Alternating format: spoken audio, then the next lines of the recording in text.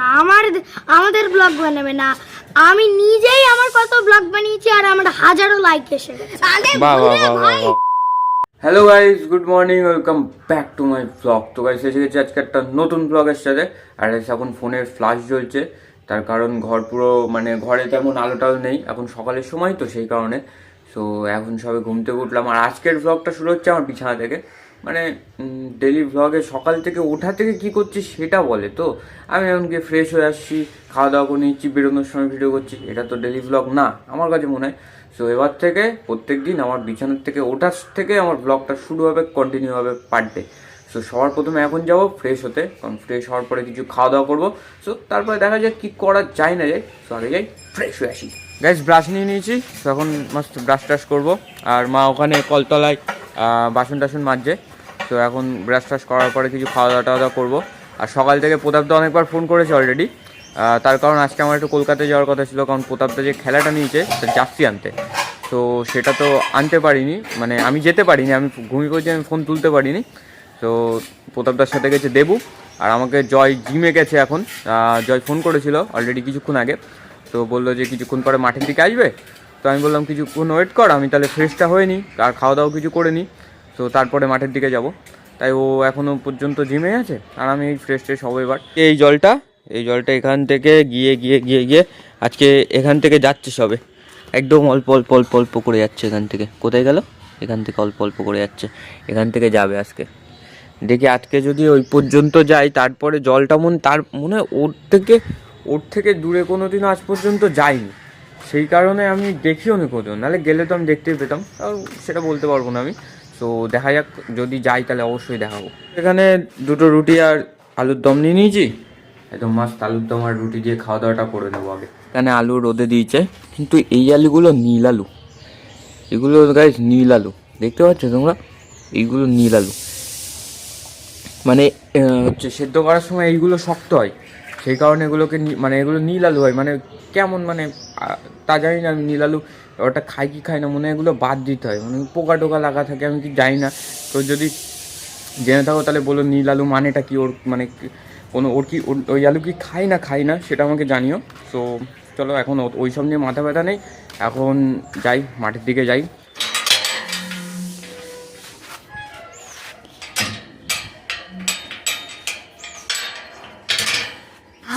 আমাকে নেই কেন বানাবো শুধু? ওই দেখো, কারে নিয়ে বানাবো বল? কেন অন্য কেউ নেই এই পৃথিবীতে? না অন্য কারোর, তাহলে অন্য কাউরে জোগাড় করে নিয়ে যারা নিয়ে ব্লগ বানাবো। তোমার একটা ব্লগ বানাও না, আমাদের ব্লগ বানাবে না। আমি নিজেই আমার কত ব্লগ বানিয়েছি আর আমার হাজারো লাইক এসে গেছে। তুমি এত সুন্দর ব্লগগুলো আমি তো জীবনে জানতাম না। জয় বড় হাঁটো, টাটা বাই বাই। বাচ্চা কাচ্চা ব্লগ বানিয়ে হাজারো লাইক পেয়ে যাচ্ছে, আমি ভাবছি যে আমি কি করলাম আজকে। এখন আমি আছি আমাদের বাগান বাড়িতে। তো এখন বাগান বাড়িতে আছি, তো আমি ভাবলাম যে আজকে একটা বাগান বাড়ির একটা রিভিউ দেওয়া যাক, বাগান বাড়ির কোথায় কি আছে না আছে সেটা দেখানো যাক। ভিডিও শুরুটা করবো আমি আমাদের এই জায়গার থেকে। এই জায়গাটায় সব ছেলেপিলে ওই সাইডের দিকে বসে থাকে, তো ওই জায়গাটায় সবাই গোয়ালঘর বলে এখানে সবাই বসে টসে, ওখানেও বসে সবাই। আর আমরা ঢুকি এখান থেকে, ওখান থেকে আর রাখালপল্লির ওই রাস্তা দিয়ে ঢুকে সবার প্রথমে আসে গোয়ালঘর, এখানেও সবাই বসে। আবার ওই সামনের দিকেও বসে, ওখানে আমাদের ছেলেপিলে বসে আছে, দীপ আছে, সৌরভদা আছে, পিকলু আছে। সো এখান থেকে একটা ভাঙা সিঁড়ি, আগে এখান থেকে এই ছাদে ওঠা যেত, এখন আর সেটা ওঠা যায় না। সো এরপরে এখান থেকে চলে আসে এই বাড়িটায়, এখানে একটা ঠাম্মা থাকে, বেরো সাবধানে বেরো। তারপরে এখান থেকে উঠলেই ওপরে ওঠা যায়, এটা দোতলা, এখান থেকেও সিঁড়ি দিয়ে ওঠা যায়। আর এখানে সানটান বানানো থাকে, তোমরা মনে হয় সবাই দেখেছো। তো এখানে একটা বাথরুম ছিল আগে, আর ওই জায়গাটায় আমরা বসতাম, আর ওটার সামনে পুরো মাঠ। সো তারপরে এখান থেকেও ঢোকা যায়, তো আমরা এই জায়গাটাই বসি। তারপরে এখান থেকে এখানেও একটা বাথরুম মতন আছে, আর আমরা এই জায়গাটায় বসি। তোমরা মনে হয় ভিডিওতে অনেকবার দেখেছো যে আমি এই জায়গাটায় বসে টসে আছি, বা সব ছেলেপিলে বসে আছে এই জায়গাটাতেও বসে থাকে। সো এখানে বসে বেশ ভালো খেলা টেলা করা যায়, তাস টাস খেলা যায়। তারপরে অনেকে আবার গল্প গুজব মারি এইসব জায়গায় বসে রোদের মধ্যে, শীতের সময়। তো শীতের সময় এই জায়গাটা খুব মনোরম জায়গা, কিন্তু গরমের সময় আবার ছাওয়ার দিকে বসি, এরকম ছাওয়ার দিকে বসি। তো দুটো ওয়েদারেই আমাদের পুরো কমফোর্টেবল আছে। তো এখান থেকে সিঁড়ি দিয়ে ওপরে উঠে, সিঁড়ি দিয়ে পুরো ফাঁকা, সিঁড়ি রেখে ওপরে পুরো ফাঁকা, ছাদটা আছে। সো আর কিছুই নেই। সো আর ওখানে সব ছেলেপিলে 2-3 জন বসে আছে। আর এটা একটা খুব সুন্দর একটা সুইমিং পুল টাইপ, এখানে সব দাদারা সব মাছ চাষ করে। আর ওই যে মাছ আছে, কোথায় গেল মাছ? ওই যে মাছ, ওই যে তোমরা দেখতে পাচ্ছ। ক্যামেরা ভালো নেই আমার। ক্যামেরা করছো আমাদেরকে জানাবে তো, ঘোরাও। আরে বাবা, তোমরা কি এখন সেজে গুজে আছো নাকি? লজ্জা পাচ্ছ কেন তুমি? লজ্জা পাচ্ছ কেন? তো তারপরে গাইস এখান থেকে এই জায়গাতেও অনেকে বসে টসে বিকেলের সময়। তো বিকেলের সময় তো আমি ঘুমাই, আমার আসা হয় না। আর এখান থেকে সোজা চলে যায়, এখানে খুব সুন্দর সুন্দর গাছপালা আছে, মানে মোটামুটি জামরুল গাছ আছে, ওখানে একটা জামরুল গাছ আছে, এখানে একটা জামরুল গাছ আছে, সামনের দিকে আবার আম গাছ আছে অনেক। আর এই সাইড এই জায়গাটায় আমরা ভেবেছি যে এখানে আমরা পরিষ্কার টরিষ্কার করে আমরা ফুটবল খেলাটা এই জায়গায় চালাবো, কারণ ওই মাঠে তো মনে হয় চলবে না। আর ওই সামনে একটা ঘর রয়েছে, ওই সামনে একটা ঘর রয়েছে। আর এই যে বাইরে থেকে পুরো ভিউ এরকম। এই জায়গায় একটা কুকুর থাকতো, আর ওই সামনের ওই ভাঙা জায়গার দিকে একটা কুকুর থাকতো। তো এইটা হচ্ছে আমাদের বাগান বাড়ি। খুব সুন্দর জায়গা, হাইটে চলে কথা বলা যায়। অনেকজন এখানে পিকনিক স্পটও আছে, পিকনিকও হবে। এটাই আমাদের ছোট্ট মতো একটা বাগান বাড়ি, ছোট্ট মতো একটা ট্যুর। তোমরা যদি বলো খুব ডিটেলসে একটা লাগবে, সব জায়গায় গিয়ে দেখাবো, তো সেটা আমাকে কমেন্ট করো, বাগান বাড়িটা পুরো ডিটেলসে দেখাবো। এখন গাড়ি ঘোরাচ্ছে এমটি। তো গাইস তোমরা দেখেছো পিকনিকের দিন সেই ওপরে যে গোল বলটা ঝুলছিল না, সেটা এখন আমরা দুজন মিলে দিতে যাচ্ছি। খ্যাপা কাকার বাড়ি আছে, ওখান থেকে ডিরেক্ট নেবো, নিয়ে আমরা দুজন মিলে ওটাকে দিয়ে আসতে যাবো। কারণ ওটা নতুন অর্ডার এসছে, ওটাকে এখন ওখানে মানে অন্য যে জায়গায় পিকনিক হবে সেখানে দিতে হবে, বা যেখানে অনুষ্ঠান হবে সেখানে দিতে হবে।